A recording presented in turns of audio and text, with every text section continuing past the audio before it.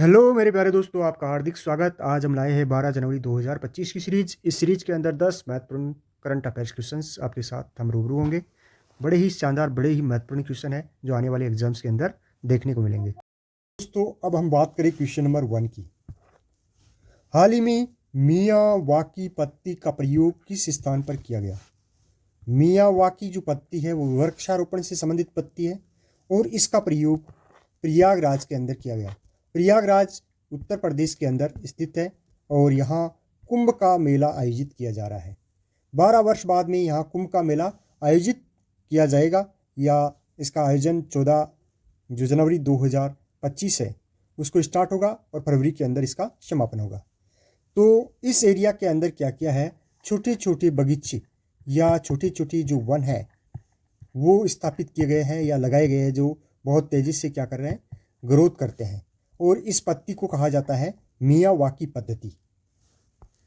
Solution इसका देखें तो प्रसिद्ध जापानी वनस्पति शास्त्री अकीरा मियावाकी ने 1970 के दशक में इस पत्ती को क्या किया, डेवलप किया, जो सीमित स्थानों पर घने जंगल उगाने का एक क्रांतिकारी तरीका है। इसे प्राय पॉट प्लांटेशन विधि के नाम से भी जाना जाता है और इस पत्ती में पौधे 10 गुना तेजी से क्या करते हैं, ग्रोथ करते हैं, जिससे जो शहरी क्षेत्र है उसके अंदर व्यावहारिक समाधान प्रदान करता है और पर्यावरण को अपने अनुकूल बनाता है।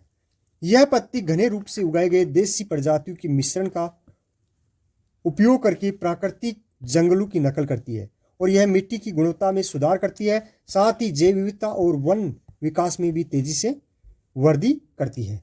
मियावाकी पत्ती का उपयोग कर लगाए गए पेड़ पारंपरिक जंगलों की तुलना में, जो पारंपरिक जंगल है उनकी तुलना में अधिक कार्बन अवशोषित करते हैं और तेजी से क्या करते हैं, ग्रोथ करते हैं और समृद्ध जैव विविधता का क्या करते हैं, समर्थन करते हैं। तो ये जापान की पद्धति है, मियावाकी पद्धति, जिसके तहत वृक्षारोपण किया गया है या पौधारोपण किया गया है या वन लगाए गए हैं। कहाँ? प्रयागराज के अंदर। तो ऑप्शन नंबर ए इसका करेक्ट आंसर हो जाएगा। आगे हम बात करें दोस्तों सेकंड क्वेश्चन की। Question number second, John Dramani Mahama. John Dramani जो महामा है उन्होंने हाल ही में किस देश के राष्ट्रपति के तौर पर शपथ ली है? तो ये घाना, जो अफ्रीका कॉन्टिनेंट, अफ्रीका महाद्वीप का देश है घाना, उसकी एक महिला जो राष्ट्रपति बनी है जिसका नाम है जॉन ड्रामानी महामा। तो ऑप्शन नंबर इसका सी करेक्ट आंसर होगा। आगे हम इसका सॉल्यूशन देखें तो जॉन महामा 7 जनवरी 2025 को तीसरी बार घाना की क्या बनी है, राष्ट्रपति के रूप में शपथ ली है या घाना की राष्ट्रपति बनी है। घाना रिपब्लिकन वेस्टर्न अफ्रीका का एक देश है, यानी जो घाना रिपब्लिकन है वो पश्चिमी अफ्रीका का एक देश है और यहाँ रहने वाले ज़्यादातर लोग हैं वो निग्रो जनजाति या निग्रो जाति के या निग्रो प्रजाति के लोग हैं, अर्थात काले लंबे लोग यहाँ पाए जाते हैं। तो जॉन महामा है वो घाना की क्या बनी है, तीसरी बार राष्ट्रपति बनी है और जिन्होंने शपथ कब ली है, 7 जनवरी 2025 को। घाना कौन सी महाद्वीप में स्थित है? अफ्रीका महाद्वीप के अंदर स्थित है। और कौन सी प्रजाति यहाँ पाई जाती है? निग्रो प्रजाति पाई जाती है। क्वेश्चन नंबर 3 की हम बात करें तो विश्व हिंदी दिवस 2025 की थीम क्या है? विश्व हिंदी दिवस 2025 की थीम हिंदी एकता और सांस्कृतिक गौरव की वैश्विक आवाज। हिंदी एकता और सांस्कृतिक गौरव की वैश्विक आवाज, ये इसकी क्या है, थीम है। तो ऑप्शन नंबर सी इसका करेक्ट आंसर होगा। दोस्तों, इसका सॉल्यूशन देखें तो विश्व हिंदी दिवस हर साल 10 जनवरी को मनाया जाता है। जो विश्व हिंदी दिवस है वो 10 जनवरी को मनाया जाता है और ये एक महत्वपूर्ण दिवस है जो वैश्विक स्तर पर हिंदी भाषा के प्रचार प्रसार का क्या बनाता है, जश्न मनाता है। 2025 की थीम हिंदी दिवस की हिंदी एकता सांस्कृतिक गौरव की वैश्विक आवाज, ये इसकी क्या है, थीम है। आगे हम बात करें दोस्तों क्वेश्चन नंबर 4 की। तो एरो इंडिया 2025 का आयोजन कहाँ किया जा रहा है? तो एरो इंडिया 2025 है उसका आयोजन बेंगलोर के अंदर जो यंकाहला जो एयरपोर्ट है उसके ऊपर इसका आयोजन होगा। और इसका हम सॉल्यूशन देखें तो एयर इंडिया 2025 का आयोजन बेंगलोर में होगा और इस कार्यक्रम का जो विषय है the runway to a billion opportunities, इसका क्या है, सब्जेक्ट रहेगा। किसका? एरो इंडिया 2025 का। तो दोस्तों इसका सही correct answer option number D होगा, बेंगलुरु इसका आंसर होगा। आगे हम बात करें क्वेश्चन नंबर 5 की। तो हाल ही में इसरो के नवीनतम अध्यक्ष या नवीनतम चेयरमैन किसे नियुक्त किया गया है? तो इसरो का नवीनतम चेयरमैन वी नारायणन को नियुक्त किया गया है। वी नारायण इसरो के नए चेयरमैन होंगे। कब से? 14 जनवरी 2025 से, क्योंकि 14 जनवरी 2025 को जो इसरो का वर्तमान जो चेयरमैन है एस सोमनाथ, वो क्या हो जाएंगे? रिटायर हो जाएंगे और उनकी जगह नए चेयरमैन वी नारायणन को नियुक्त किया जाएगा। अर्थात ये वी नारायणन है वो 14 जनवरी 2025 से इसरो के नए चेयरमैन होंगे। अब हम बात करें इसरो की स्थापना की। तो इसरो की स्थापना 1969 के अंदर इसकी स्थापना होती है और इसका जो मुख्यालय है, हेडक्वार्टर, वो कहाँ है? बेंगलुरु के अंदर है। कहाँ है स्थित है? बेंगलुरु के अंदर इसका मुख्यालय है। और इसके जो प्रथम चेयरमैन है वो कौन है? विक्रम साराभाई। विक्रम साराभाई, विक्रम साराभाई इसरो के प्रथम चेयरमैन है और विक्रम साराभाई को इसरो का जनक कहा जाता है। और एस सोमनाथ इसके जो वर्तमान चेयरमैन है और नवीनतम अब जो चेयरमैन 14 जनवरी से होंगे वो वी नारायण होंगे। तो इसका सही करेक्ट आंसर सी ऑप्शन होगा। दोस्तों इसका सॉल्यूशन देखिए तो इसरो के जो मौजूदा प्रमुख एस सोमनाथ का जो कार्यकाल है वो 14 जनवरी को क्या हो जाएगा? समाप्त हो जाएगा और उनकी जगह डॉक्टर वी नारायणन को इसरो का नया चीफ नियुक्त किया जाएगा। डॉक्टर वी नारायणन देश के जाने माने वैज्ञानिक और रॉकेट प्रौद्योगिकी के स्पेशलिस्ट या विशेषज्ञ है। वर्तमान में इसरो के लिक्विड प्रोपल्सन सिस्टम सेंटर है, उसके निदेशक है कौन? वी नारायणन। और जो लिक्विड प्रोपल्सन सिस्टम सेंटर है उसका हेडक्वार्टर, यानी ये इसरो का ही एक प्रमुख केंद्र है और इसका जो हेडक्वार्टर है वो कहाँ स्थित है? तिरुवनंतपुरम में स्थित है, जो केरल की क्या है? कैपिटल है।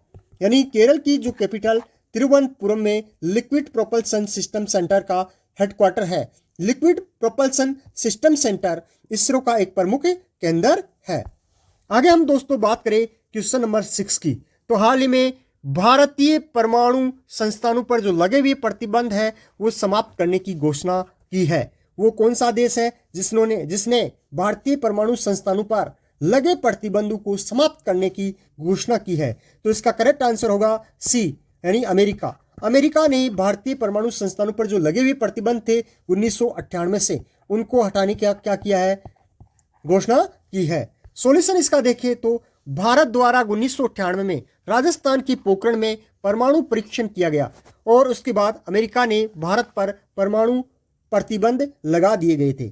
2007 में अमेरिका के राष्ट्रपति जॉर्ज बुश और भारत के प्रधानमंत्री डॉक्टर मनमोहन सिंह प्रशासन के बीच में, यानी भारत और संयुक्त राज्य अमेरिका के बीच में एक समझौते पर हस्ताक्षर किए गए, जिसके तहत संयुक्त राज्य अमेरिका भारत को असैन्य परमाणु तकनीक यानी स्वच्छ ऊर्जा तकनीक में प्रयोग करने के लिए परमाणु तकनीक बेचने की अनुमति दी।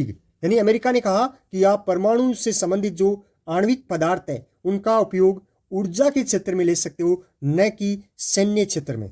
तो सैन्य क्षेत्र में भारत के ऊपर प्रतिबंध लगा दिए गए थे 1998 से। और 2007 के अंदर जो मनमोहन सिंह की सरकार थी उस समय एक एग्रीमेंट होता है जिसको 1, 2, 3 एग्रीमेंट के नाम से जाना जाता है। और ये जो एग्रीमेंट है वो भारत के प्रधानमंत्री मनमोहन सिंह और अमेरिका के पूर्व राष्ट्रपति जॉर्ज बुश के बीच में हुआ था। और इसके तहत जो असैन्य क्षेत्र है उसमें जो परमाणु तकनीक है वो अमेरिका के द्वारा बेचने की अनुमति दी गई थी। आगे हम देखें तो संयुक्त राज्य अमेरिका के राष्ट्रीय सुरक्षा सलाहकार जेक सुलिवन जिन्होंने घोषणा की है कि संयुक्त राज्य अमेरिका असैन्य परमाणु कार्यक्रम में घनिष्ठ सहयोग को बढ़ावा देने के लिए कुछ भारतीय संस्थानों पर जो लगे गए प्रतिबंध है उसको हटा देगा। तो अभी जो एनएसए यानी राष्ट्रीय सुरक्षा सलाहकार जो जनवरी के प्रारंभ में जेक सुलिवन है उन्होंने भारत की यात्रा की और इस यात्रा के दौरान ये जो कई संस्थानों पर प्रतिबंध लगाए गए थे उनको हटाने की घोषणा की। आगे हम बात करें क्वेश्चन नंबर 7 की। तो हाल ही में भारत और तालिबान के बीच पहली शीर्ष स्तरीय वार्ता कहाँ हुई?